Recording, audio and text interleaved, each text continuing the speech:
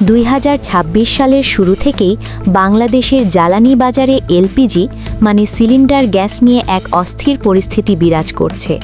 Bangladesh energy regulatory commission BERC নতুন বছরের শুরুতে গ্যাসের দাম বাড়ালেও খুচরা বাজারে সেই দাম মানা হচ্ছে না। সাধারণ ক্রেতাদের অভিযোগ, নির্ধারিত দামের চেয়ে সিলিন্ডার প্রতি 500 থেকে 800 টাকা পর্যন্ত অতিরিক্ত দিতে হচ্ছে।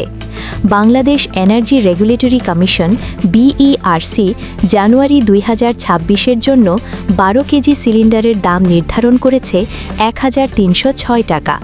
এর আগে ডিসেম্বরে এই দাম ছিল 1253 টাকা। কিন্তু সরজমিনে বাজার ঘুরে দেখা গেছে খুচরা বাজারে 12 কেজি সিলিন্ডার বিক্রি হচ্ছে 1700 থেকে 2000 টাকায়। সরকারি দামের চেয়ে 350 থেকে 700 টাকা পর্যন্ত বেশি রাখা হচ্ছে। ব্যবসায়ী ও ডিলারদের মতে আমদানিকৃত গ্যাসের জাহাজ খালাসে বিলম্ব এবং শীতকালীন বাড়তি চাহিদার কারণে বাজারে এই সংকট তৈরি হয়েছে। তবে সরকারি কর্মচারীদের মতে এটি একটি কৃত্রিম সংকট। কিছু অসাধু ব্যবসায়ী ভবিষ্যতে আরও দাম বাড়তে পারে এমন আশায় মজুতদারি করছে। LPG operators association of Bangladesh জানিয়েছে, ডিসেম্বর মাসে এলপিজি আমদানি লক্ষ্যমাত্রার তুলনায় প্রায় 40% কম ছিল। তবে বর্তমানে আমদানি বাড়লেও বাজারে তার প্রতিফলন দেখা যাচ্ছে না। অতিরিক্ত দামে গ্যাস বিক্রির অভিযোগে দেশের বিভিন্ন জেলায় জাতীয় ভোক্তা অধিকার সংরক্ষণ অধিদপ্তর এবং ভ্রাম্যমাণ আদালত অভিযান পরিচালনা করছে। কালিয়াকৈরে অতিরিক্ত দামে গ্যাস বিক্রির অভিযোগে এক ডিলারকে 1 লাখ টাকা জরিমানা করা হয়েছে।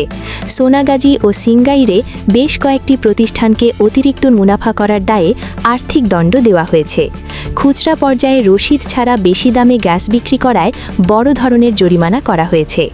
ঢাকা ও চট্টগ্রামের বাসিন্দারা জানিয়েছেন, অনেক দোকানে গ্যাস পাওয়া যাচ্ছে না। যারা পাচ্ছেন তাদের গুনতে হচ্ছে চড়া দাম। বিশেষ করে মধ্যবিত্ত ও নিম্নবিত্ত পরিবারগুলোর জন্য এই বাড়তি ব্যয় মেটানো কষ্টসাধ্য হয়ে পড়েছে। অনেকের বক্তব্য, দাম তো সরকার ঠিক করে দেয়, কিন্তু বাজারে তো সেই দামে পাওয়া যায় না। আমাদের বাধ্য হয়েই বেশি দামে কিনতে হচ্ছে। আপনার এলাকার কোনো দোকানে যদি নির্ধারিত দামের চেয়ে বেশি দাম রাখা হয়, তবে আপনি জাতীয় ভোক্তা অধিকার সংরক্ষণ অধিদপ্তরের হটলাইন নম্বর 16121-এ অভিযোগ জানাতে পারেন।